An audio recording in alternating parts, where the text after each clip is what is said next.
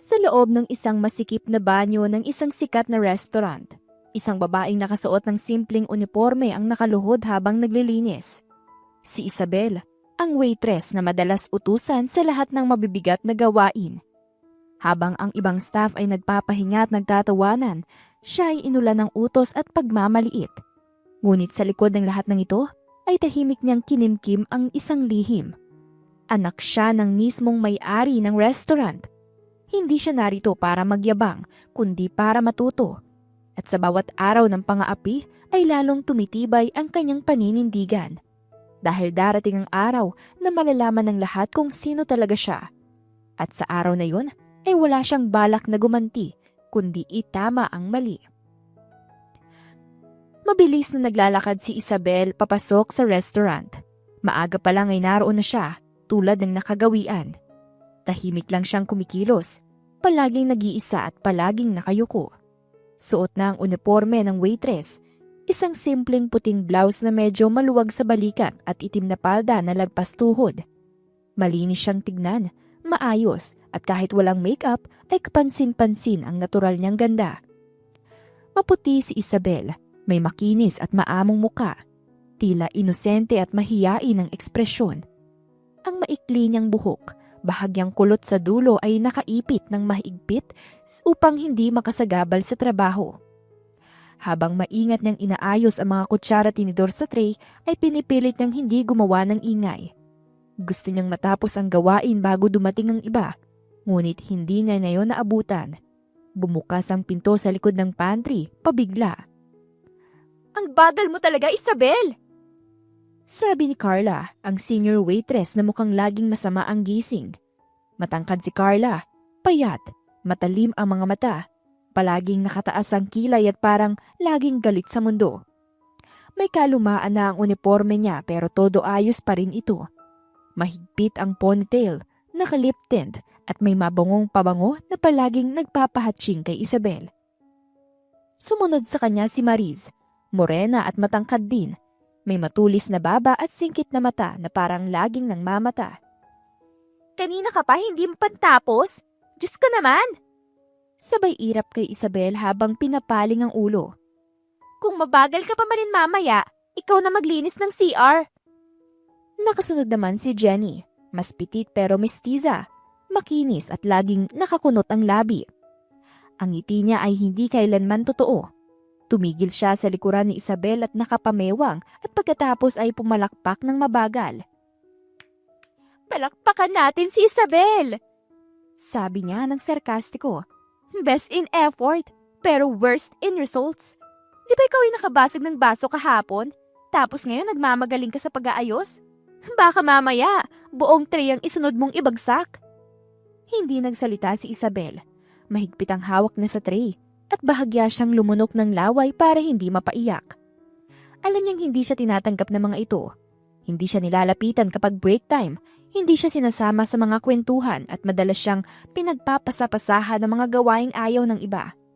Ngunit hindi siya lumalaban, hindi dahil sa mahina siya, kundi dahil alam niya sa sarili niyang hindi sila karapat-dapat sa kahit anong paliwanag. Ang totoo ay siya ang anak ng may-ari ng restaurant, isang lihim na walang may alam, maliban sa kanya at sa kanyang ama. Nais niyang maranasan ang trabaho sa ibaba, ang pagpupuyat, ang pang-aapi, ang pagod at ang lungkot. Lahat ng bagay na araw-araw ay dinaranas ng mga empleyado sa negosyo ng kanyang pamilya. Inabutan siya ng basahan ni Carla, tila ba sinadyang ibato ito sa mesa. "Oh, punasan mo yung mesa sa labas. May natapong kabi-kabi. Baka gusto mong dilaan na lang din para mas tipid." Sabay tawa ni Carla at sinundan ni Mariz at Jenny. Napapigil ng buntong hininga si Isabel. Tahimik niyang kinuha ang basahan at dahan-dahang lumabas ng pantry. Dala ang tray ng kubyertos. Walang imik, walang reklamo.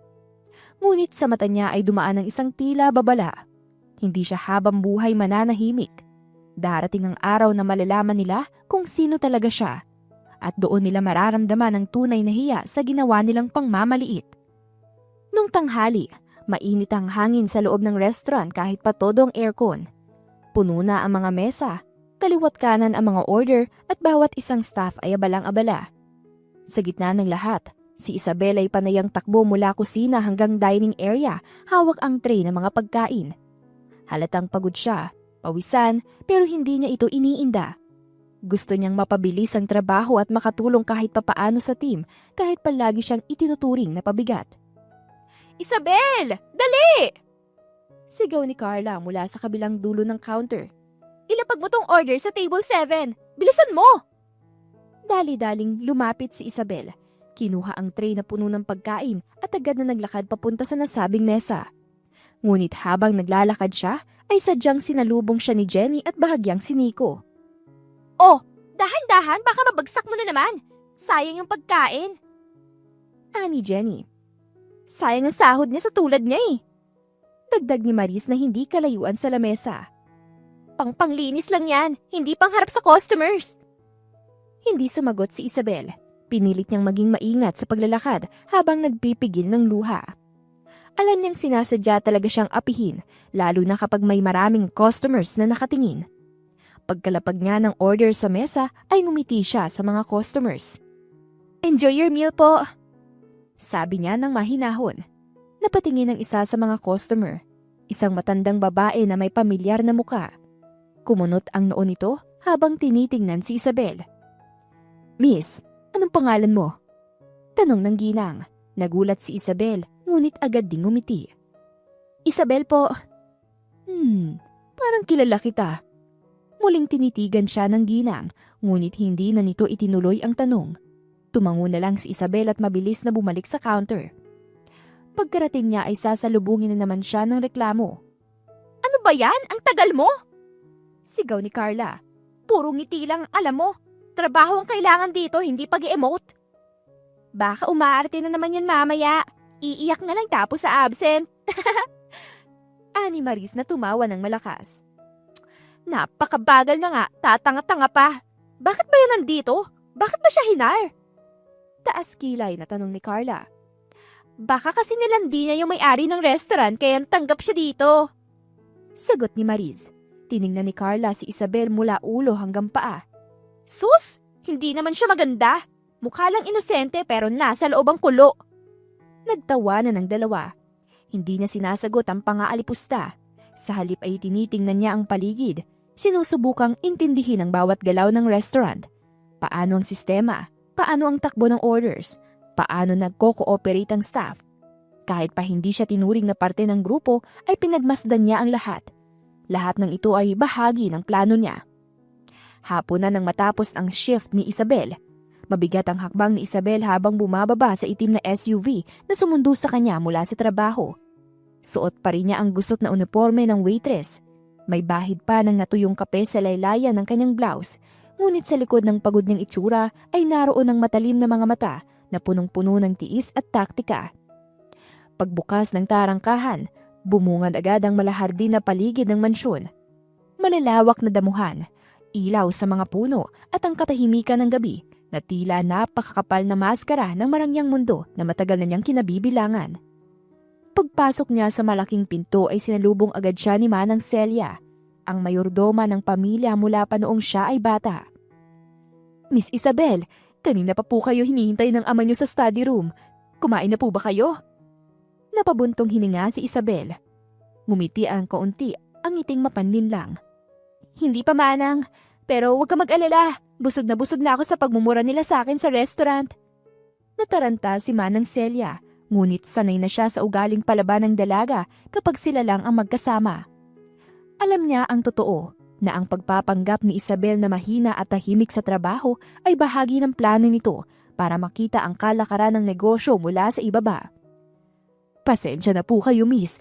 Alam ko pong mahirap ang pinasok niyong sitwasyon. Huwag ka mag-alala, Manang. Putol ni Isabel. Hindi ko kailangan ng awa. Kailangan ko lang ng oras. Konting tiis pa. Malalaman din nila kung sino talagang minamaliit nila. Umakyat siya sa hagdang marmol. Dire-diretso sa hallway patungo sa kanyang kwarto. Pagpasok niya roon, ay agad siyang humiga sa kama. Malawak ang silid, may sariling chandelier, balcony na may tanawin ng buong syudad, at mga mamahaling gamit na hindi makikita sa kahit anong unit ng restaurant. Ngunit hindi ito ang mahalaga kay Isabel ngayon. Napatingin siya sa salamin. Tinanggal niyang ipit sa kanyang buhok. Pinakawala ng maikling kulot na mga hibla na medyo basa pa sa pawis. Pinunasan niya ang muka sa kadahan-dahang umiti. Ngiting may tinatagong apoy. Konti na lang. Mahinang bulong niya sa sarili. Sa tamang oras, sa harap ng lahat, doon ko ibabagsak ang totoo. Hindi ko akalain na ganito pala ang ibang tao. Akala mo kung sino mapang mataas. Dismayadong sabi ni Isabel. Nakakalungkot lamang. Maya-maya ay may kumatok sa pinto niya. Si Manang Celia ulit. Miss Isabel, pinapatawag po kayo ng ama niyo. Tumango siya at tumayo. Sa bawat hakbang niya palabas ng kwarto ay hindi na siya si Isabel na waitress. Siya na muli si Isabel de Alegre. Matapang, mapagmatsyag at handang ipakita sa mundo na ang inaapi nilang waitress ay ang babaeng darating para baguhin ang buong sistema. Pagbukas ni Isabel ng pintuan sa study room, bumungad sa kanyang amang si Don Ernesto de Alegre, isang respetadong negosyante. May edad na ngunit malakas pa rin ang pangangatawan. Nakaupo ito sa likod ng malaking mesa, abala sa pagbuklat ng mga dokumento. Mamahaling relo, maayos ang suot na long sleeve at seryoso ang muka. Ngunit nang makita siya, ay agad itong ngumiti. Anak, Bati nito. paupo ka. Tahimik na lumapit si Isabel at naupo sa harap ng ama. Diretso ang tingin niya. Hindi mukhang pagod, hindi mukhang api. Palaban ang mga mata niya, matapang at matalim. Balita ko, Panimula ni Don Ernesto habang nakatingin sa papel. binigyan ka na naman ng trabaho sa labas ng area mo. Kitchen daw, at natapunan ka pa ng kape. Napangisi si Isabel, ngunit mapait. Kung yun lang sanang nangyari, Daddy, baka nakangiti pa ako ngayon. Tumingin sa kanyang ama na tila naguguluhan. Ibig mong sabihin, Tinatrato akong parang basura. Araw-araw. Akala mo sinasadya ko mabagal. Sinasadya nilang pahirapan ako. Ginagamit nila ako bilang stress reliever. Siko rito, mura doon. Akala nila mahina ako. Nakakalungkot. Humigop ng kape si Don Ernesto. Tila nagpipigil ng inis. at anong ginawa mo? Wala. Diretsong sagot ni Isabel. Hindi ako lumaban. Hindi ako nagpakita ng yabang. Hinayaan kong apihin nila ako.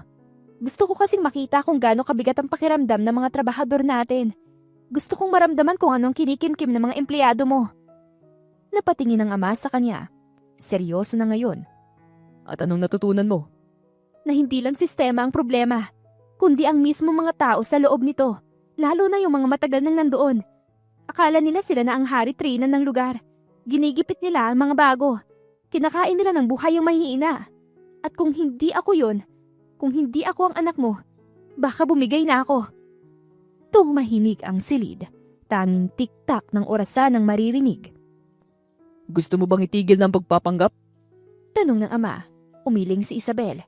Hindi pa. Hindi pa sa ngayon. Pero malapit na. Konting tulak pa.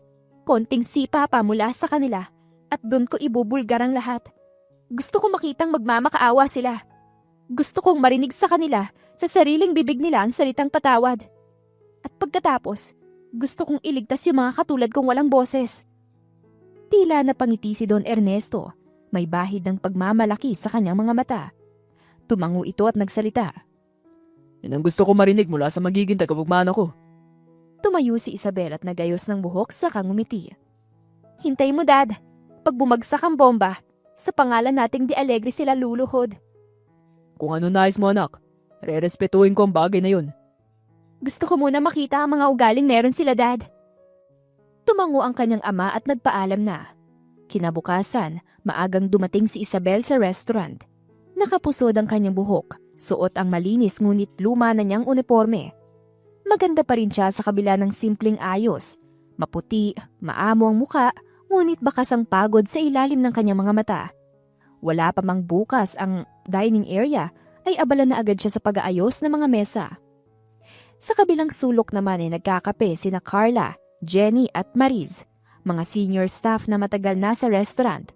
Tila ba pinag-uusapan na naman siya. Tingnan mo yun, oh. Akala mo kung sino masipag? Bulong ni Carla habang nakataas ang kilay. Ewan ko ba bakit hindi pa natanggal yan? Lagi nilang mali ang ginagawa. Nako, Baka paawa effect kasi, para kunwari, kawawa, pero tamad talaga. Sabat naman ni Jenny habang nagtatatawa. Lumapit si Maris, may hawak na basahan at listahan ng mga gawain. Isabel! Ikaw maglilinis ng CR ngayon ah! At saka hugasan mo lahat ng ginamit na plato sa prep area kahapon. Ang dami pa ron! Napatingin si Isabel sa kanila at bahagyang ngumiti. Ako ulit? Bakit? Ayaw mo ba? Sagot ni Maris, malalim ang tono. Kung ayaw mo, marami pa naman naghahanap ng trabaho sa labas. Mas masipag pa kesa sayo. Imbis na sumagot ng palaban ay tumangulang si Isabel. Hindi, okay lang. Kaya ko. Lumakad siya papunta sa likod, dala ang mop at ilang basahan. Dumaan siya sa ilang staff na hindi man lang siya tiningnan. Ang ilan ay nagbubulungan pa habang papalayo siya. Hindi yan magtatagal. Ani ng isa. Hindi sanay sa ganitong trabaho. Baka mamaya umiyak na naman sa stockroom. Wala rin namang asenso sa kanya. Sabat ng isa. Hindi maganda katawan, hindi matalino, hindi rin maboka. Ewan ko kung anong ambisyon ng babaeng yan. Habang nililinis niya ang banyo, nakaluhod at pinapahid ang sahig, pinupunasan ng bawat gilid ng inidoro. Panay ang tunog ng tawa sa labas. Dinirinig niya ang lahat pero pinipigilan niyang mag-react. Pagkatapos ay dumiretso siya sa kusina. Halos 2 basket na tambak ng plado ang naghihintay sa kanya. Lahat ay may mantika, kanin at mga tirang hindi pa natatanggal. Sa paligid ay wala ni isang tumulong. Ngunit habang humuhugas siya ay ang kanyang mga mata ay tahimik na nagmamasid. Iniisa niya sa isipan ang pangalan ng bawat staff, ang ugali ng bawat isa, at kung paanong ang isang sistemang dapat ay nagtutulungan ay naging pahirapan. Sa loob ng kanyang isipan, muling sumiklab ang galit. Ngunit hindi ito galit na basta lang sumisigaw. Ito ang uri ng galit na matyagang naghihintay. Nakangiti siya habang inaabot ang huling plato sabay bulong sa sarili. Kapag dumating ang araw, hindi lang platong huhugasan ko. Pati pangalan nyo, lilinisin ko sa sistema. Tahimik siyang bumalik sa trabaho. Hindi na api, kundi isang leon na nagpapanggap na tupa. Tanghaling tapat ay abala na ang buong restaurant. Puno ang dining area. Kaliwat ka ng order at patong-patong na stress sa mga empleyado. Ngunit sa gitna ng lahat ng ito ay tila si Isabel pa rin ang target ng init ng ulo ng marami. Nasaan na yung order sa table 5? Sigaw ni Carla habang papalapit sa kitchen. Isabel! Ikaw ba yung nagsabing ready na? Ang tagal na, wala pa! Napalunok si Isabel at bahagyang nalito. Hindi po ako yan, Ma'am Carla. Ay, huwag ka magpalusot ha. Tinatamad ka na naman no. Akala mo kasi makakalusot ka naman sa pagiging mahinihin mo. Nagkatinginan ng ibang staff. Ang iba ay natahimik pero walang sumalo kay Isabel. Lahat ay nanood lang. Ilang minuto pa ang lumipas. Isang tray ng basong aksidenteng natumba malapit sa pantry. Sa sobrang lakas ng laglag ay nabasag ang ilan at tumalis kang tubig sa sahig. Isabel! Sigaw ni Maris mula sa counter. Nilingon siya ni Isabel. Po, hindi po ako. Hindi mo na naman kasi nilinis ng maayos ang sahig. Kaya tuloy yan. Kung ginagawa mo lang ng tama yung trabaho mo, hindi akong dumaan dyan. Kalmado niyang sagot, pero sa tono ng boses niya ay ramdam ang pigil na inis. Baka pwede nating i-check sa CCTV. Anong sinabi mo? Singhal ni Maris. Nagdadahilan ka pa ngayon ha? Aba, makapal ka rin pala. Kung ako sa'yo, umalis ka na lang. Sayang ang sweldo mo dito. Tahimik ulit si Isabel.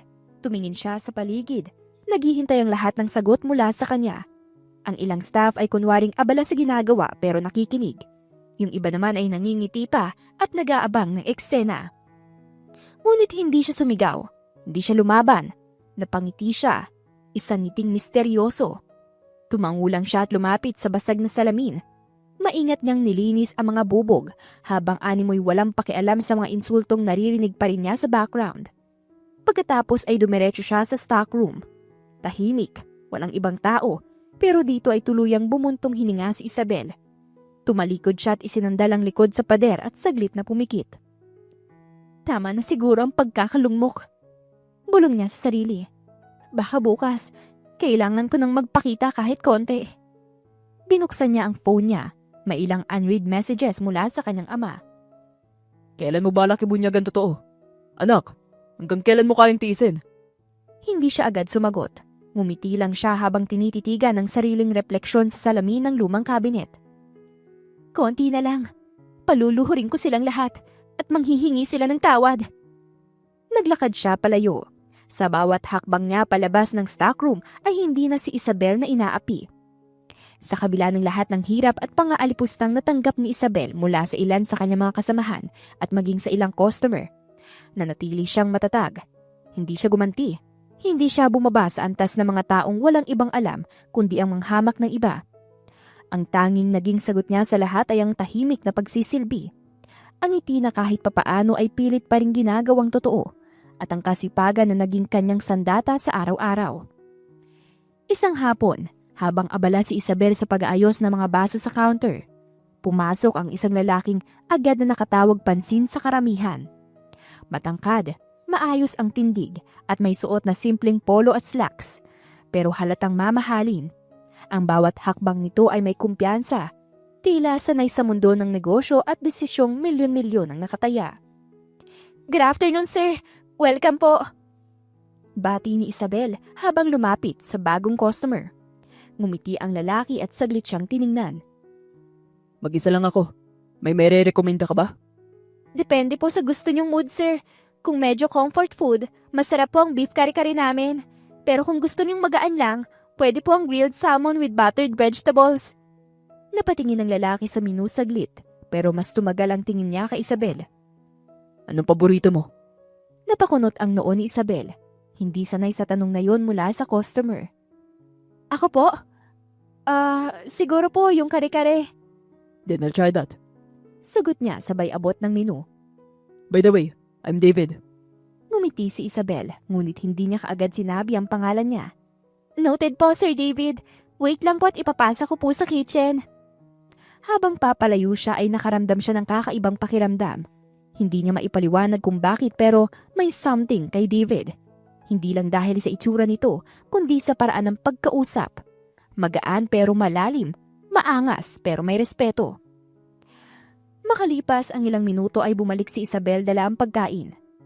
Here's your order po, beef kare-kare. May gusto po ba kayong dagdag? Drinks or anything? Water lang muna. Salamat, Miss... Tanong muli ni David, tila umaasang sasabihin na ni Isabel ang pangalan niya. Saglit na natahimik si Isabel bago ngumiti. Isabel! Nice to meet you, Isabel. Tugon ni David habang nakatitig sa kanya. Ilang araw ang lumipas, hindi yon ang huling beses na nakita si David sa restaurant. Araw-araw na siyang bumabalik, palaging umuupo sa parehong mesa at palaging si Isabel ang hinahanap. Sigurado ka bang wala siyang ibang pakay kundi kumain dito? Tanong ng isa sa mga waitress habang naninilip mula sa counter. Baka naman gusto lang talaga ng kare-kare natin. Sagot ni Isabel, kunwari walang pakialam. Pero alam niya, ramdam niya ang tingin ni David. Ramdam niya ang presensya nitong unti-unting nagiging pamilyar. At sa tuwing nagkakaroon sila ng maikling usapan ay may bahagi sa kanyang muling nabubuhay. Ang bahagi ng sarili niyang matagal nang natutong tumikom, matagal nang tinuruan ng takot at pagkabigo. Isang gabi, matapos ang shift, Isabel! Tawag ni David habang nakatayo sa labas ng restaurant. Hawak ang kotse niyang black SUV. Nagulat si Isabel na naroon pa ito. Sir David, hindi pa po kayo umuuwi? Gusto lang kitang hintayin. Baka pwede kitang ihatid. Delikado na ang gabi. Nag-aalangan si Isabel. Hindi siya sanay sa ganitong kabaitan. Pero may isang bahagi sa kanya, ang parte ng pusong matagal nang hindi pinapansin. Ang nagsasabing subukan niya. Okay lang po pero hanggang sa may terminal lang po ako. Ngumiti si David. Deal. Pero sa susunod, dinner naman tayo. Hindi bilang customer at waitress. Bilang David at Isabel. Napatingin siya sa mga mata nito. Seryoso, hindi mapangahas, kundi tunay na interesado. Tahimik siyang tumango bago sumakay. At sa gabing yon ay nagsimulang mabuo ang isang koneksyon at nagkaroon ng ugnayan sa kanila. Mainit ang ilaw ng kalsada habang nakaupo sina David at Isabel sa isang maliit na table sa labas ng coffee shop. Wala na ang uniforme ni Isabel. Suot niya ngayon ang simpleng puting blouse at light denim jeans, pero mas maningning siya sa simpleng ayos na yon. Sa kabilang banda, Si David ay casual din, ngunit mukhang executive pa rin ang ayos at tindig. Tahimik silang nagkakape sa loob ng ilang minuto. Parehong nag-e-enjoy sa katahimikang hindi awkward kundi komportable. Hindi ko in-expect na papayag ka. Basag ni David sa katahimikan.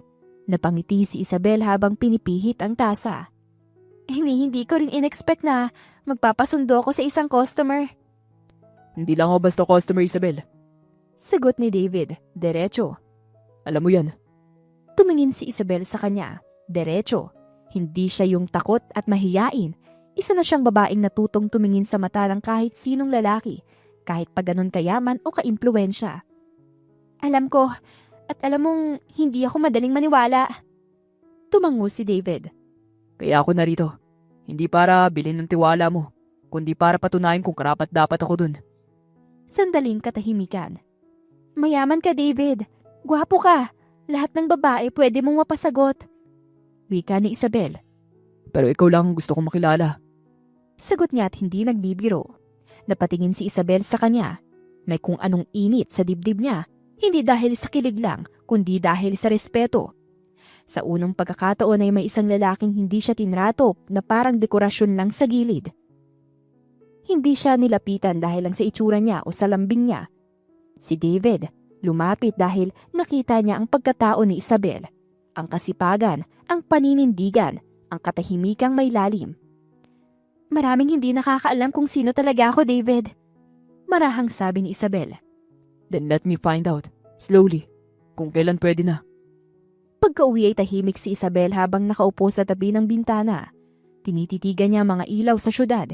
Sa isang sulok ng kanyang maliit na silid ay naroon pa rin ang lumang cabinet kung saan naroon ang salamin na minsang naging saksi sa kanyang mga pangako. Nilapitan niya ito at tiningnan ng sarili. Hindi na siya ang dating Isabel. Hindi na siya ang tauhang tinatapakan sa kwento ng iba. At sa likod ng bawat ngiti ni David ay alam niyang may bagong kabanatang naghihintay. Isa itong kabanatang siya mismo ang pipili kung paano magsisimula at paano magtatapos. Pero bago pa man yun, alam niyang may dapat pa siyang tapusin. May mga taong kailangan pa niyang harapin.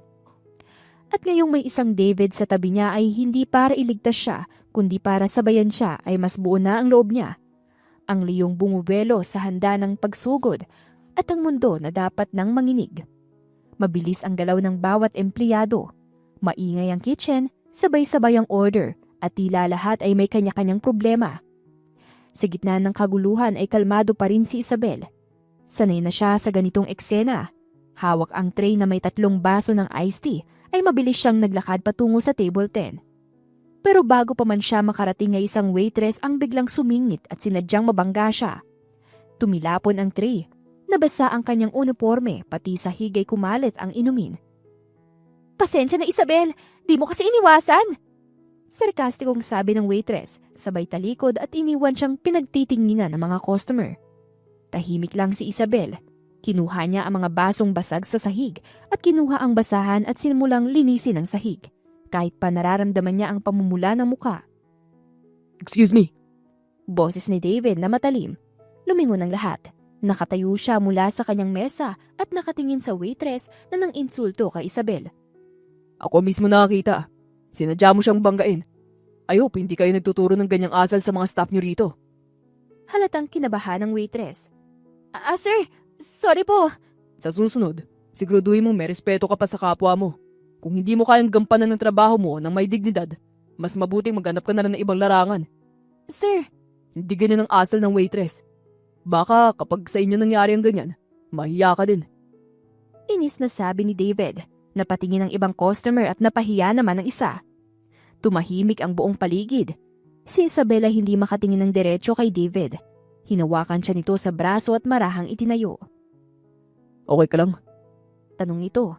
Tumango si Isabel at pilit na ngumiti. Salamat. Tinulungan ng ibang waitress si Isabel. Ganon din si David na bakas ang inis sa muka. Babalik ako. Bulong ni Isabel at saka umalis. Nagbihis lamang si Isabel. Walang imik ang ibang mga waitress sa kanya. Bakit mo yung ginawa? Tanong ni Isabel habang sabay silang kumakain ng tinapay at kape. Ang alin? Tanong ni David. Pagtulong sa akin. Hindi mo naman kailangang makialam sa magulo ng trabaho ko. Hindi mo kailangan tanungin yan, Isabel. Sagot niya habang umunguya. Pero since gusto mong marinig, ginagawa ko to kasi gusto kitang tulungan. Hindi dahil naaawa ko, kundi dahil nakikita ko ang halaga mo kahit hindi ka pa nagsasalita. At hinahayaan mo lang silang gawin ang gusto nila at hindi ko yung gusto. Hindi nakasagot si Isabel. Lumingon siya sa bintana at bahagyang umiti. Hindi siya sanay sa ganitong klaseng kabaitan, lalo na sa isang taong kagaya ni David. Akala ko dati, kapag mabait ang isang tao sa akin, lahat yun ay may kapalit. Bulong niya. May kapalit nga. Sagot ni David. Napalingon si Isabel. Ano? Gusto ko lang ang ngiti mo. Yun lang. Tugon nito kasabay ang mahinang tawa. Namula naman si Isabel. Ikaw talaga. Pero salamat ah. Tumango si David na may malawak na ngiti sa labi. Mas lalo siyang nahuhulog kay Isabel. Tahimik ang kalsada, kaunti na lang ang mga sasakyan. Si Isabel ay nakasabit ang maliit niyang bag sa balikat, habang si David ay dala ang jacket na kanina pa inaalok sa kanya. Malamig na, Isabel. Gamitin mo na to. Ayoko nga. Baka mamaya may GPS tracker pa yan eh. Natatawang sagot niya. Kung meron man, di mo kailangang itago kung nasan ka. Lagi ka namang laman ng isip ko eh. Natigilan si Isabel pero hindi na siya sumagot. Sa halip ay tinanggap niya na lamang ang jacket at nagsimulang magsuot nito. Alam mo David, biglang sabi niya, dati, akala ko hindi na ako magkakagusto sa kahit na sino. Akala ko wala nang lalaking seryoso. Baka kasi hinihintay ka lang ng tamang tao. At baka ako yun. Baka nga. Salamat talaga ha. Ngumiti si David at hinalikan ng gilid ng kanyang ulo. You deserve better, Isabel. You deserve the world. Lambing na bulong ni David. Tahimik silang naglakad muli. At sa bawat yapak nila sa madilim na kalsada ay isang liwanag at patuloy na lumalapit. Liwanag ng posibilidad ng bagong simula at ng pusong unti-unting naglalakas loob na muling magmahal. Sabado, isang gabi niyang inaya si David sa Isabel. Hindi alam ni Isabel kung anong pumasok sa isip niya at pumayag siyang sumama kay David sa tinatawag nitong casual dinner lang. Ang sabi nito ay simple lang, pero pagdating nila sa rooftop ng isang matayog na building sa Maynila, ay tila ibang mundo ang bumungad sa kanya. May mga fairy lights na nakaayos sa gilid, mahinang musika mula sa isang live acoustic duo at isang mesang may puting tablecloth, wine glasses at bouquet na fresh tulips. Paborito niyang bulaklak. Hindi pa niya nasasabi yon kahit kailan. Teka David! Sabi niya habang natigilan sa harap ng pintuan ng rooftop. Casual dinner ba to para sa'yo? Ngumiti si David. Casual lang yan. Depende sa pananaw. Bakit mo to ginagawa? Muling tanong ni Isabel. Halatang natutunaw na sa kilig kahit pa pilit niya itong tinatago. Huwag mo na akong tanungin ng ganyan, Isabel. Sagot ni David habang hinahawakan ang kamay niya. Gusto ko lang makita ka masaya. Gusto kong alagaan ka kahit hindi mo hilingin. Gusto kong ibigay ang lahat sa'yo. Umupo sila sa mesa at nagsimula ang hapunan. Natural ang kwentuhan, walang sapilitan at walang pretensyon. Puro tawa, banat at sulyap na kahit walang salita ay may malalim ng sinasabi. Habang kumakain sila ng dessert ay isang soft jazz na tugtog ang nagsimulang patugtugin ng banda. Sayaw tayo? Alok ni David. Dito? Sa harap nila? Wala silang pakialam. At kung meron man, wala akong pakialam. Tara. Hinila siya ni David papunta sa gitna ng rooftop. Sa simula ay awkward pa si Isabel, pero nang hawakan ni David ang bewang niya at ginabayan siya sa marahang indayog ng musika, ay naramdaman niya ang tibok ng kanyang puso. Mabilis at nanginginig. Alam mo bang, simula na makilala kita, parang gumaan yung bawat araw ko. Bulong ni David habang magkalapit ang kanilang muka. Alam mo bang, hindi ako sanay sa ganito? Bulong pabalik ni Isabel. Pero ngayon, parang ayoko nang matapos tong gabi. Nagkatitigan sila at sa gitna ng mga ilaw ng malamig na simoy ng hangin at ng musika ay dahan-dahang lumapit si David. Hindi nagmadali, hindi nangahas, hanggang sa maramdaman ni Isabel ang mainit na hininga nito sa kanyang pisngi. Pwede ba kitang halikan? Mahinang tanong ni David. Tumango si Isabel. Bahagya ngunit sapat na iyon. At sa unang pagkakataon ay nagtagpo ang kanilang mga labi. Hindi sa pagmamadali kundi sa tamang panahon. sa lugar kung saan wala silang ibang naririnig kundi tibok ng puso at hinig ng musika. Dahan-dahang humuwalay si David. Tinititigan si Isabel na tila ba siya lang ang tao sa mundo. Pareho silang hindi makapaniwala sa nangyari, hindi dahil sa halik, kundi dahil sa kung anong nadarama nila sa likod nito. Isa pa, bulong ni Isabel, halos hindi marinig ang lakas ng tibok ng kanyang dibdib. Napangiti si David. Sigurado ka? Tumango si Isabel at sa ikalawang pagkakataon ay muling nagtagpo ang kanilang mga labi. Ngayon ay may kumpiyansa at mas malambing. Wala ng kaba at wala ng alinlangan. Nang maghiwalay muli ang kanilang mga labi ay magkahawak kamay silang tumingin sa paligid, sa mga taong nagsasayawan, sa mga ilaw na kumikislap, sa gabing tila ginawa para sa kanila. Bakit ngayon lang? Tanong ni Isabel, hawak pa rin ang kamay ni David. Baka kasi kung noon pa, hindi pa tayo handa. Sagot ni David. Pero ngayon alam ko na. Alam mo na ang ano? Na ikaw ang gusto kong kasama sa gabing ganito, sa mga araw na susunod. Napangiti si Isabel at sa gitna ng lahat, sa gitna ng musika at damdamin, ay sabay silang napatawa. Dahil minsan, ang pag-ibig ay nagsisimula sa isang titig, isang tanong, at isang halik na hindi minadali.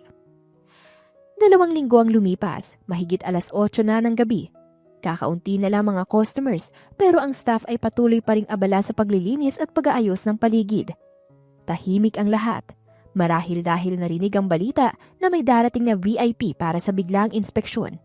Hindi nila alam kung sino iyon, basta't lahat ay alerto, tahimik at kunwari maayos ang takbo ng operasyon. Biglang bumukas ang pinto, mabilis na tumahimik ang lahat. Isang matandang lalaki na matikas ang tindig at may karismang mahirap ipagsawalang bahala ang pumasok. Kasunod niya ay ang ilang taong naka-black suit, dala ang clipboard at tablet, mukhang mga tagapamahala ng kumpanya. Magandang gabi. Malalim ang boses ng matanda habang iniikot ang paningin. Sir Don Ernesto! Sigaw ni Marco, ang supervisor, habang mabilis na lumapit at yumuko. Kami po ang team dito sa branch na to. Malugod po namin kayong tinatanggap. Hindi pa natatapos ni Marco ang pumasok na si Isabel mula sa stockroom. May hawak pang basahan.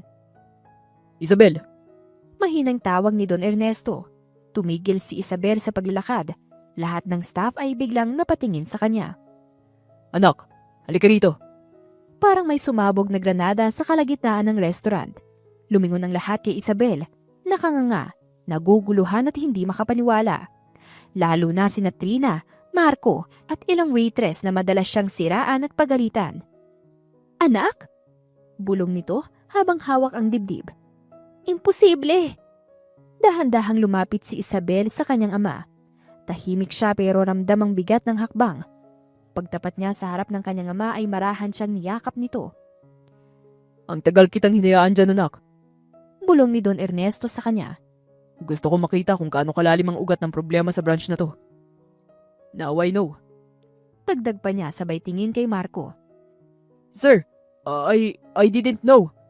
Total na sabi ni Marco at pawis na pawis. Wala po nagpaalam sa amin. Exactly. Putol ni Don Ernesto. Hindi nyo kailangan malaman kung sino siya para tratuhin nyo siya ng maayos. Lumapit ang isa sa mga HR personnel niya. Sir, dala na po namin ang record ng mga reklamo at witness accounts. Narito din po ang CCTV footage ng mga insidente. Hindi na kailangan. Narinig ko na mismo mula sa anak ko. At may mga tauhan tayong lihim na nagmamasid sa branch na to. 2 buwan na. Malamig na wika ni Don Ernesto. Marco Santos, Trina Alcantara, kasamang 4 pa sa listahan. Mula ngayon, wala na kayong koneksyon sa kumpanyang to. Sir, please, bigyan niyo po kami ng chance. Iyak ni Trina habang lumapit kay Isabel. Isabel, sorry, hindi ko alam. Patawarin mo ako. Trina, mahinang sagot ni Isabel. Tumitig sa kanya ng diretso. Hindi ko kailangan maging may-ari o anak ng may-ari para sana igalang niyo ako. Hindi ako naghahanap ng espesyal na trato. Respeto lang. Tama na. Singit ni Don Ernesto. Humingi kayo ng tawad, hindi dahil sa posisyon ng anak ko. Humingi kayo ng tawad dahil alam niyong mali ang ginawa ninyo. Isabel, patawarin mo rin ako. Sabi ni Marco hatalatang nagsisisi. Masama lang talaga ang araw ko noon. Hindi ko lang na-realize na lumalala na pala ang trato ko. Si Isabel ay tumango. Tapos na. Hindi ko kailangan marinig lahat ng dahilan. Natutunan ko ng patawarin kahit hindi inamin. Pero hindi ibig sabihin ay makakalimutan ko yon. Patawad, Isabel. Patawarin mo kami. Sabi ni Trina. Lahat sila ay nakaluhod ngayon kay Isabel na nakatitig lang sa kanya. Paulit-ulit na nagmamakaawa. Napatingin si Isabel sa ama nang umiti na sa kanya. Tumayo na kayo dyan. Bumalik na kayo sa trabaho nyo. Sabi nito at saka tinalikuran ng mga ito.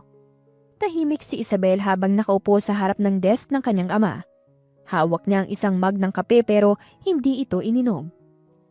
Sorry, hindi ko agad sinabi. Wika ni Don Ernesto. Ayoko kasi tratuhin ka base sa pangalan mo. Okay lang pa. Tugon ni Isabel. Kahit ako, gusto kong malaman kung kaya ko. Kung mananatili akong totoo sa sarili ko kahit inaapakapakan ako. Naglakad si Don Ernesto papunta sa gilid niya. Masigit pa sa kaya mo. Nakita ko kung paano mo pinigilan na maging tahimik pero panatag. Pumili kang hindi gumanti. Kahit kaya mong gumanti. Yan ang tunay na lakas. Ngumiti si Isabel. Ngayon pa, handa na ako. Handa na akong gamitin ang boses ko. Hindi para gumanti, kundi para itama. At gusto kong matuto sila. Kinagabihan ay dumating si David at sinundo si Isabel.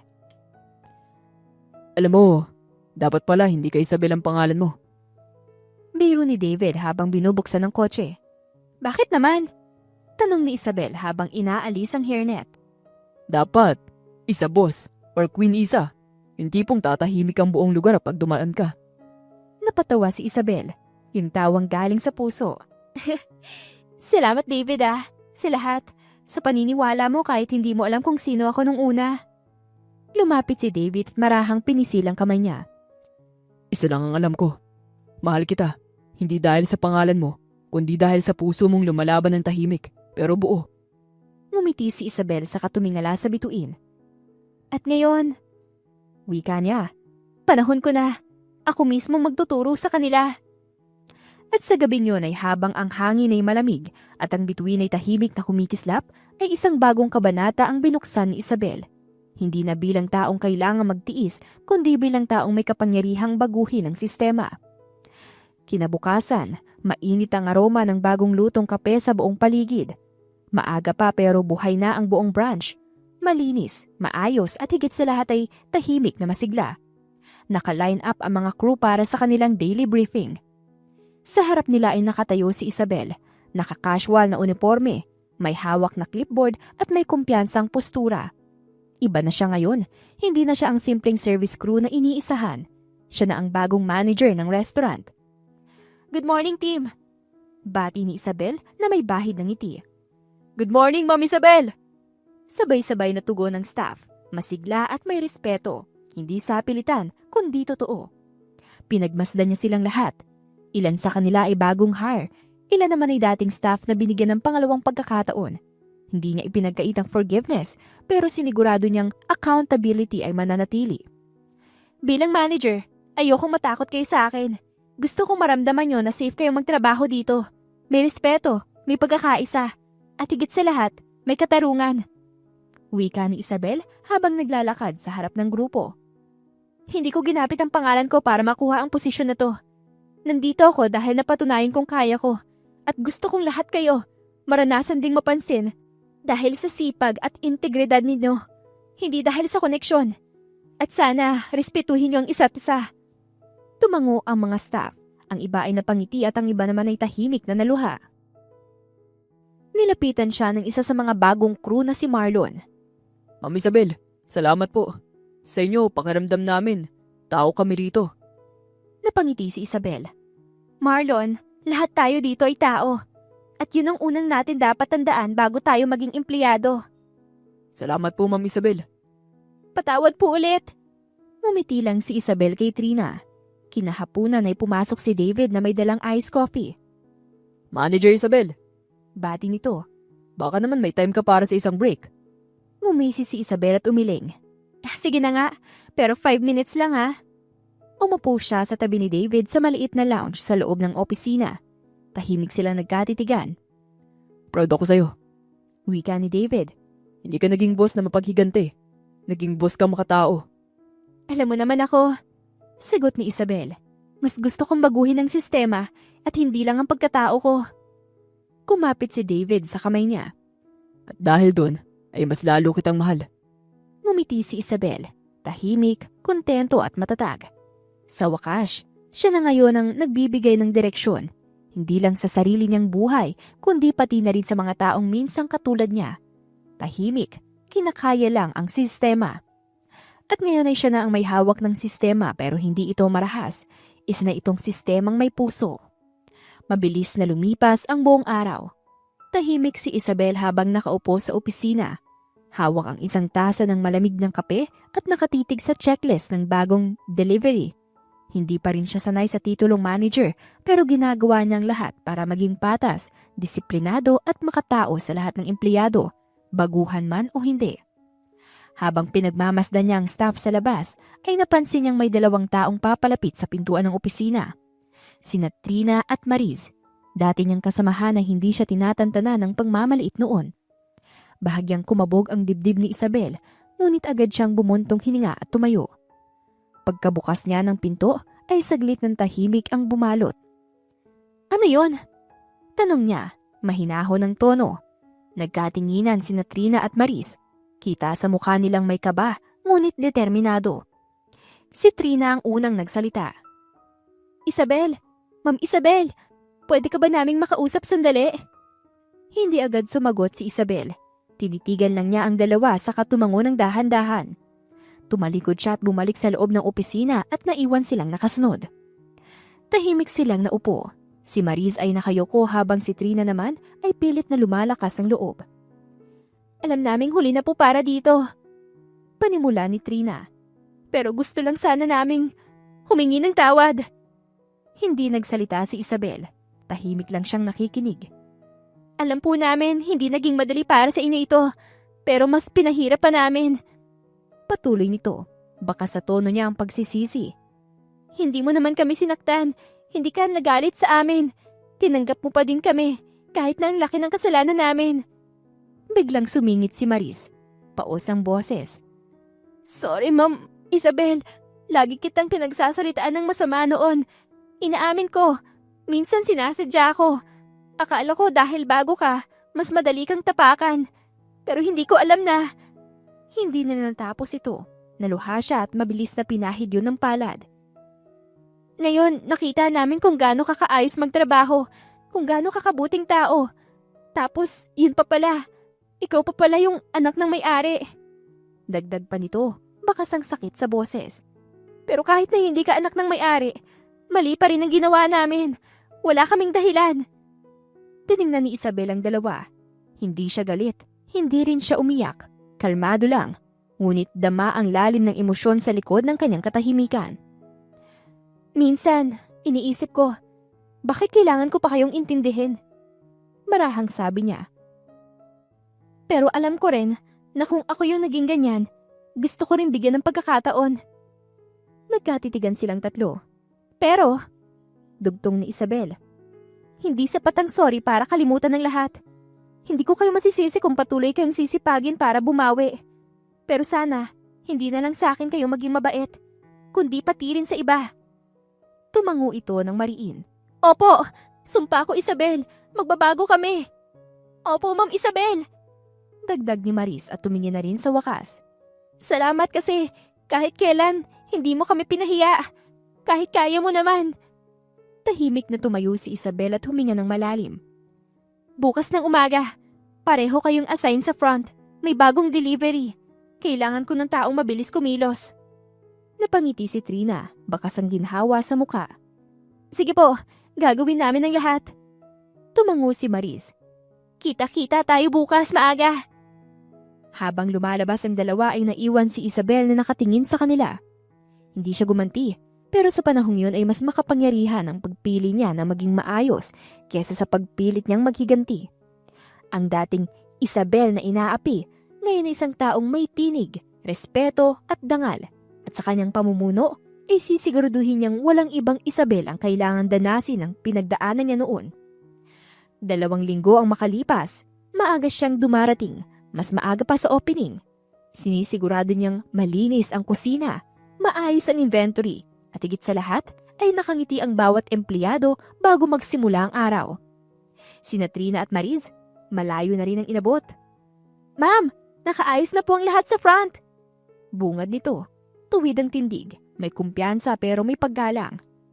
"Oo nga pala, Isabel." Sabay ni Mariz, "Nakalibel na rin ang bagong lahat ng stocks. Na-double check ko na rin."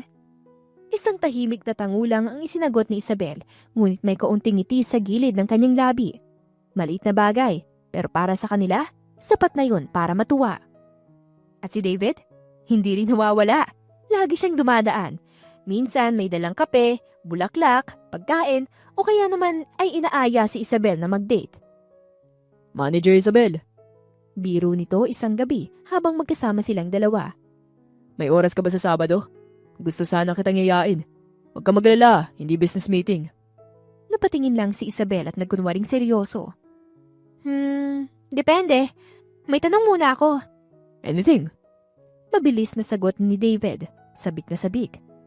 "Anong lasa ng kape sa delivery kanina? Natikman mo ba?" Napakamot ito sa ulo at natawa. Matapang. Parang ikaw. Napailing si Isabel pero hindi may tago ang tawa. "Okay, fine. Sabado 2:00, pero kung late ka kahit 1 minuto." Magiging 1 buwan akong tagalinis ng coffee machine.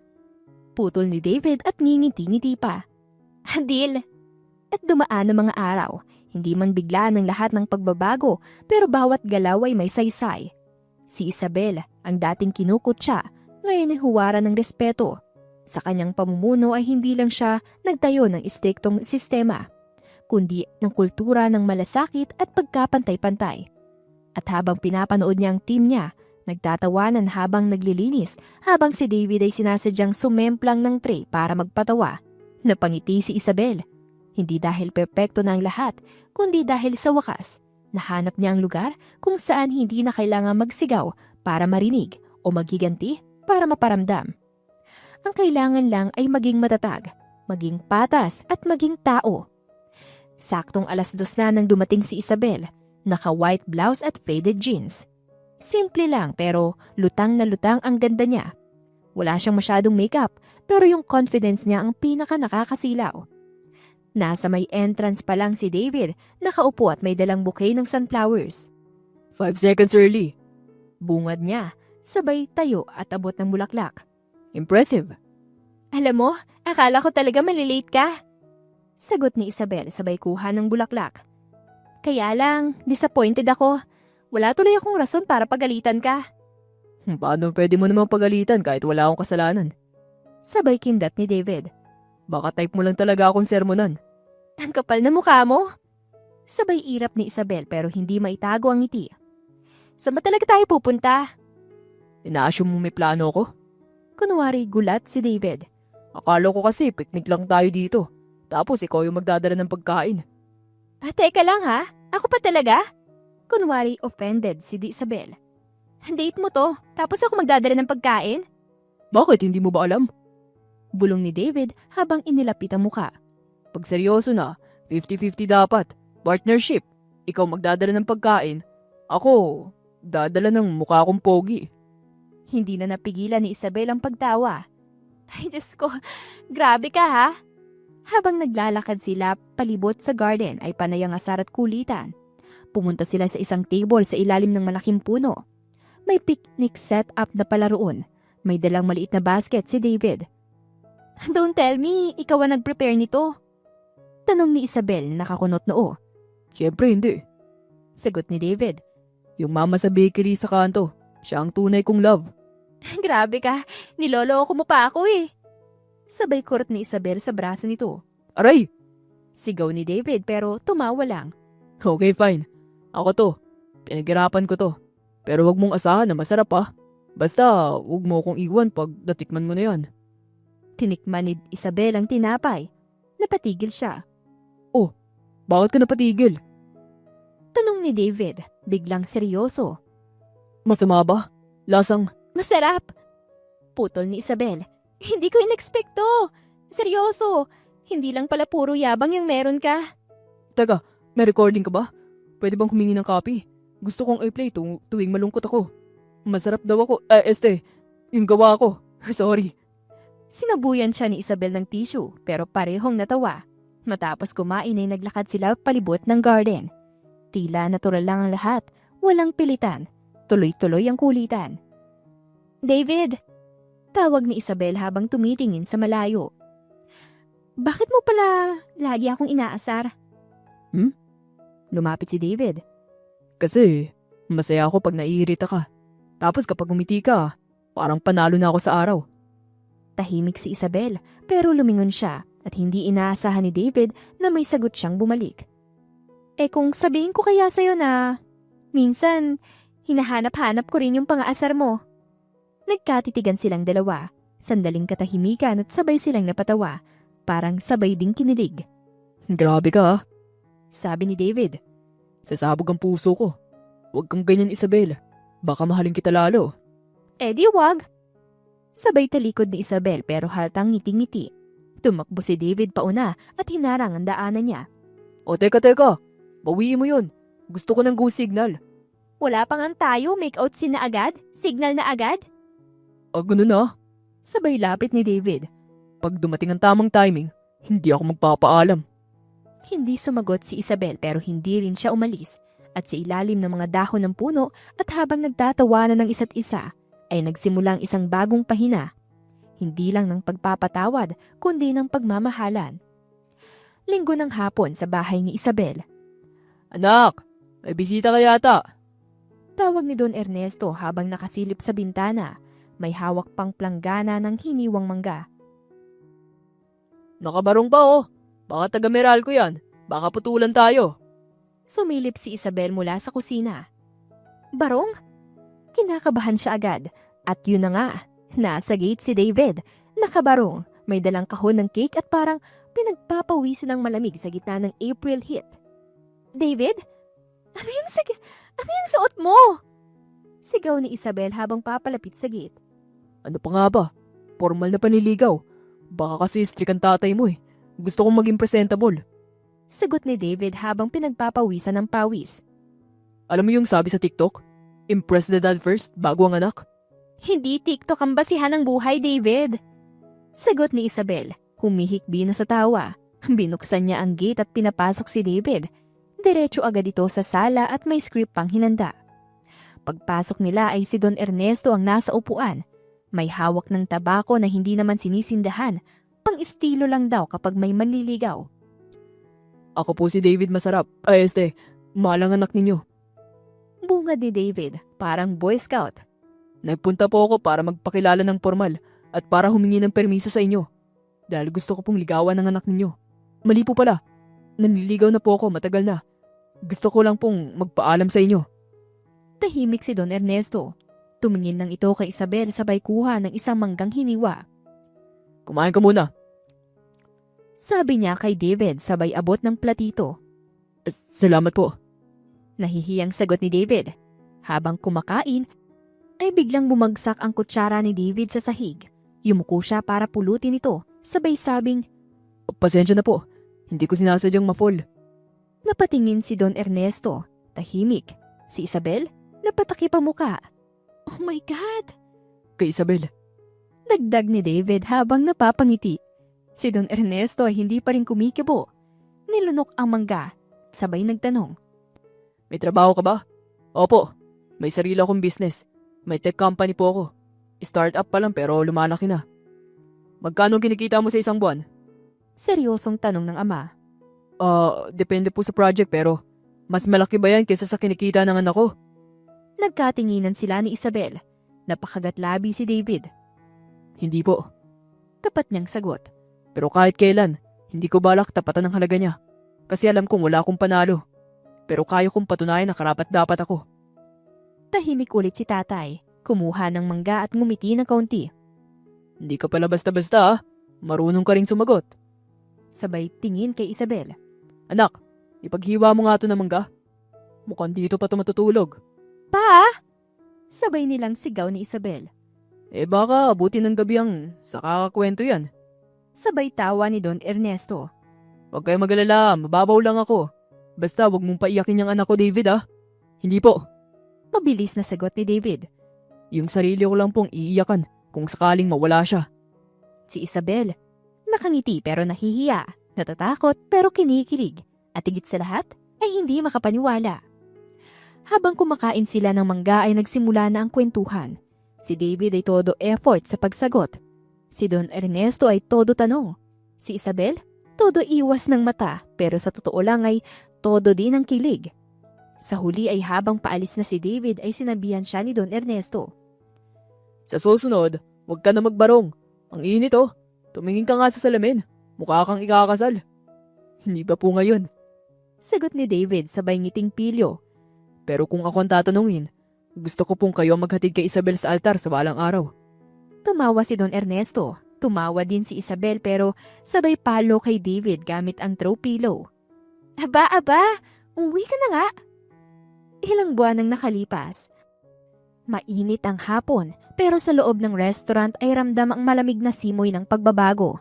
Maayos ang sistema, disiplinado ang mga staff, at sa gitna ng lahat ng yon ay si Isabel, nakasuot ng simpleng blouse at blazer. Hawak ang clipboard, abala sa pagtutok sa bawat detalye ng operasyon. Manager Isabel! Tawag ni Trina habang bitbit ang daily report. Tapos na po kami sa kitchen inventory. Baka gusto niyong i-double check. Ngumiti si Isabel. Salamat Trina, pero tiwala ako sa'yo kaya kaya mo na yan. Napangiti si Trina. Parang hindi na rin sanay na kinakausap siya ng magaan ng dating inaapi nilang si Isabel. Grabe ka talaga! Ang bait mo pa rin kahit boss ka na! Biro ni Maris habang naglalagay ng bagong flowers sa centerpiece. Hindi naman ako naging boss para lang manigaw. Sagot ni Isabel sabay ngiti.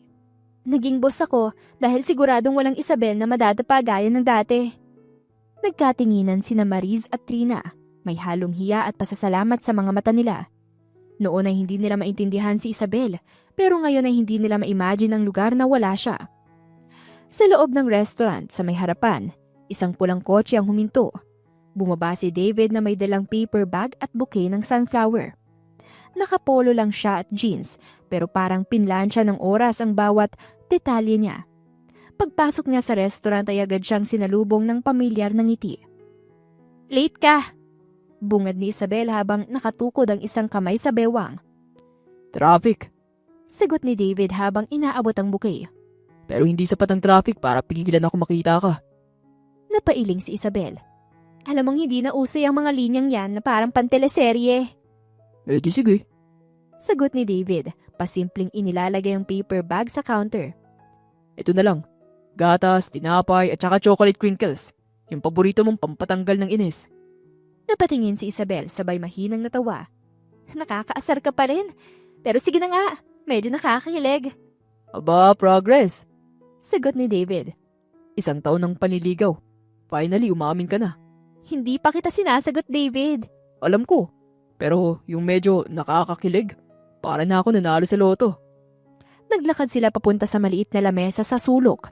Tanaw ang buong restaurant. Doon sila umupo. Tahimik muna saglit. Ramdam ang bigat ng mga alaala pero mas nangingibabaw ang saya sa kasalukuyan. Hindi ko akalain. Biglang sabi ni Isabela, nakatingin sa paligid. Na darating ang araw na ako yung titingalain dito. Na yung dating kinukutsa, ngayon ay sinusunod. Tumingin si David sa kanya. Alam ko kung gaano kahirap yung pinagdaanan mo. Pero alam ko rin hindi mo kailangan na kahit sino pang lalaki para at marating yan. Nagkatinginan sila. Hindi malamig, hindi rin pabigla. Kalmado at tapat.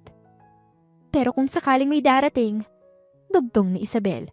Gusto ko yung kasama ko, hindi lang dahil masaya ako. Gusto ko yung mananatili kahit na hindi ako masaya. Then I'm not going anywhere. Sagot ni David. Kahit ilang taon pa ako maghintay. Kahit gawin mo akong assistant manager sa love life mo, okay lang. Napatawa si Isabel. Assistant manager agad? Hindi ka man lang nga nag-apply eh. Bakit pa? Qualified naman ako eh. Sagot niya at nagtaas kilay. Matapat, consistent, may sense of humor, tapos bonus pa dahil gwapo ko. Gwapo? Tinaasan siya ng kilay ni Isabel. Sure ka ba dyan? Okay fine, average lang. Pero may charm ah. Tumitig si Isabel sa kanya sabay ngumiti. Siguro bibigyan kita ng 3 months probation. Wait, what? Seryoso? Yung lalaking mata ni David.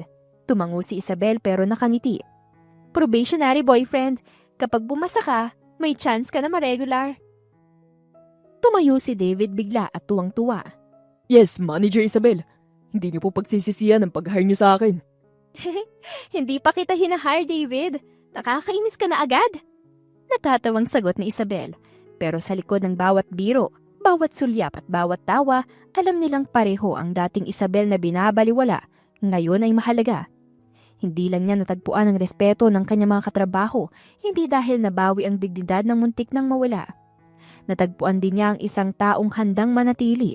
At sa huli ay natutunan ng lahat, mula sa mga staff hanggang sa mga customer, mula sa dati niyang mga kaaway hanggang sa kanyang sarili, na hindi mo dapat husgahan ng isang taong batay sa estado niya sa buhay.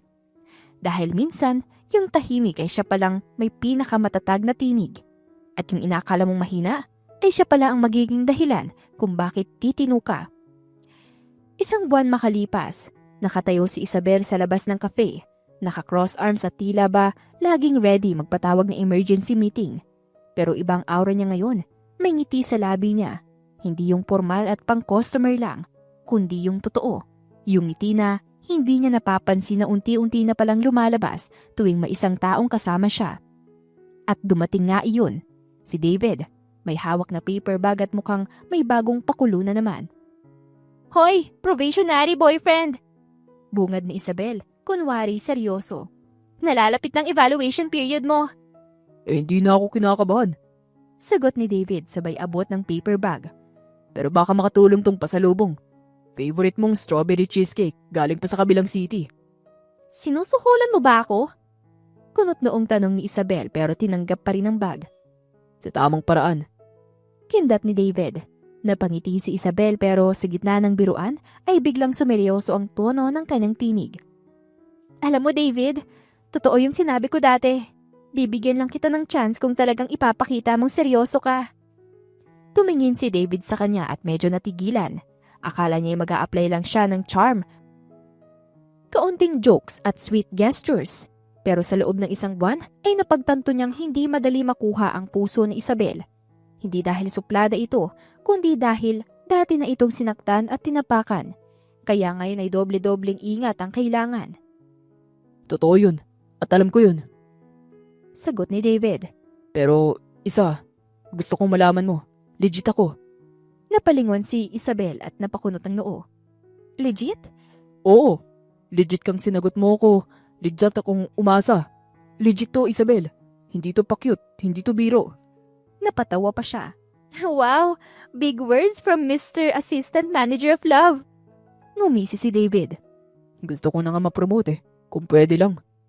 Tahimik silang naglakad papasok sa cafe pero ramdam sa pagitan nila ang kakaibang kilig. Hindi na tulad ng dati na pakyutan lang, tuksuhan lang. Ito na yung tipo ng kilig na may halong respeto, tiwala at pagpupursige. Habang inaayos ni Isabel ang mga gamit sa counter ay lumapit si David at mahinang sinabi. So, officially tayo na? Tumigil si Isabel, tumingin sa kanya at sa pinakamatamis na paraan ay ngumiti siya at tumango. Oo, officially, ikaw na ang boyfriend ko. Napanganga si David. Legit na? Tanong niya dito. Oo nga, legit na. Natatawang sagot ni Isabel. Yes! Halos pasigaw si David. Mga kaibigan, pakisulat sa logbook na legit na ako. Nagtawanan ng ibang staff habang si Isabel ay napapailing na lang pero halatang hindi maitago ang kilig. At sa araw na yun, hindi lang si David ang naging masaya. Lahat ng nakasaksi sa kanilang kwento ay tila ba muling naniwala. Na oo, minsan ay mahirap makuha ang tiwala ng isang taong minsan nang nabigo. Pero kapag nakuha mo na, sulit ang lahat ng pagod. Masaya ang naging relasyon ni na David at Isabel. Makikita mo talaga na mahal nila ang isa't isa. Kaya nung first anniversary nila ay nag-propose si David at nakuha naman niya ang matamis na oo ni Isabel. Isa, anong gusto mong gawin natin ngayon? Tanong ni David habang hawak ang kamay ni Isabel. Pareho silang nakaupo sa loob ng kotse, nakapark sa isang overlooking spot na may view ng city lights. Anything? Basta kasama kita. Sagot ni Isabel. Nakasandig sa balikat ni David, suot pa rin ang engagement ring na parang ayaw na niyang tanggalin kahit kailan. Pwede na ba tayo mag-celebrate ng bagong title mo? Ano naman to? CEO ka na. Chief Emotional Officer ng puso ko. Napatawa si Isabel. Cringe pero sige na nga, approve. Tumawa si David. Yun lang pala eh. Tara na, may susunod pa tayong stuff. Nagpunta sila sa maliit na night fair sa may tabi ng park. Ilaw sa paligid, tawanan ng mga tao, amoy ng cotton candy at popcorn, at tunog ng lumang love songs mula sa mga ride. Ayan, tara dun sa Ferris wheel. Yaya ni David. Ayoko nga, mataas, baka mahulog ako. Literal at emotionally. Eh di sabay tayo mahulog. Biro ni David at hinila siya paakyat. Habang nasa itaas ang Ferris wheel ay biglang humangin. Napakapit si Isabel sa braso ni David. Ang lamig! Bulong niya. Inakbayan siya ni David sabay hinalikan sa noo. Warm ka naman eh. Ikaw pala, sapat na. Napailing si Isabel pero hindi maitago ang ngiti. Tumingin siya sa malayo, sa mga ilaw ng lungsod, sa ingay ng mga bata, sa katahimikan nilang dalawa sa itaas ng mundo. Wala na siyang ibang hinihiling pa. After the ride ay nag-food trip naman sila. Naglilihi ka na ba? Tanong ni David habang binibilang ang binili nilang street foods. Fishball, kwek-kwek, isaw, banana Q at sa malamig. Naglilihi ng childhood. Matagal ko na tong gustong gawin ulit eh. Yung simpleng gala lang. Aba, kung gusto mo ng childhood, gusto mo bang magpa-picture kay Barney dun sa booth? Tukso ni David. Gusto ko lang ng baby. Sabay titig kay David. Pero next year pa siguro. Nabitawan ni David ang fishball stick. Ha? Tumawa si Isabel. Ikaw lang talaga ang dali mong maloko. Napailing si David pero inabot ang kamay ni Isabel. Basta't ikaw ang kasama ko. Kahit saan, kahit anong trip, kahit anong buhay, game ako. Kinagabihan ni nakaupo sa damuhan, hawak ang huling bote ng soft drinks at nagsusulat sa maliit na notebook na dala nila. Bucket list nila bilang engaged couple. Magtayo ng third branch sa beach, magbiyahe sa Japan. Kailangan naka-matching outfits pa. Gumawa ng sarili nilang secret recipe para sa cafe. I-celebrate ang anniversaries. Kahit gaano pa kasimple ito. Si Isabel ang sumulat ng huli. Maging masaya kahit ano pang dumating. Tumango si David. At kahit ilang taon pa, kahit magka-wrinkles pa tayo, gusto kong tumawa ka pa rin sa background music natin ng bawat araw. Sa loob ng Cafe de Isa and D, may naka-frame na litrato sa dingding. Sina Isabel at David, suot ang apron nila. May hawak na cake na may icing na nakasulat na From Probation to Forever. Sa bawat kape, bawat tawa, bawat bagong customer na pumapasok ay nananatiling buo ang kwento nila. Hindi perpekto pero totoo. At sa kwento nila ay natutunan ng bawat makakarinig. Ang pag-ibig, tulad ng negosyo, hindi lang dapat matamis. Dapat ay marunong din kayong tumawa, magsimula ulit at pumili ng taong pipiliin ka rin araw-araw. Linggo, magkaharap sila na nakaupo sa loob ng cafe na matapos magsara. Tahimik ang paligid, may mahina lang na instrumental music sa background habang binibilang nila ang huling resibo ng araw. Pero mas abala si David sa pagtingin kay Isabel kaysa sa trabaho. May tinititigan ka? Tanong ni Isabel, kunwaring seryoso. Meron. Sagot ni David. Yung babaeng akala ko dati unreachable. Pero ngayon, siya na yung dahilan kung bakit excited akong gumising araw-araw. Napangiti si Isabel. Nax, gising ka na nga ba o nananaginip ka lang? Kung panaginip man to, ayoko na magising. Bulong ni David, sabay kuha ng kamay niya. Isa, seryoso. Salamat ah. Para saan? Tanong ni Isabel, ramdam ang lambing sa tinig nito. Para sa lahat. Sa pagbibigay ng chance, sa pagtanggap ng buong pagkatao ko. Kasama yung kulit, drama, at pagka-cringe ko minsan. Kunwaring nag-isip si Isabel. Oo nga, medyo cringe ka talaga. Hoy! Tumawa si Isabel, pero ikaw pa rin ang pinili ko. Kahit anong kulit mo, ikaw ang tahanan ko, David. Tahimik silang nagtitigan. Tapos ay dahan-dahang yumuko si David at hinawakan ang pisngi ni Isabel. Mahal na mahal kita. Ngumiti si Isabel sabay haplos sa kamay niya na nasa pisngi nito. Mahal din kita. at hindi kita bibitawan. At doon, sa pagitan ng lamig ng gabi at init ng damdamin, naglapat ang kanilang mga labi sa isang marahan, matamis at puno ng pangakong halik. Isang halik na hindi lang simula, kundi pagpapatuloy ng isang pag-ibig na pinaglaban, pinili at minahal araw-araw.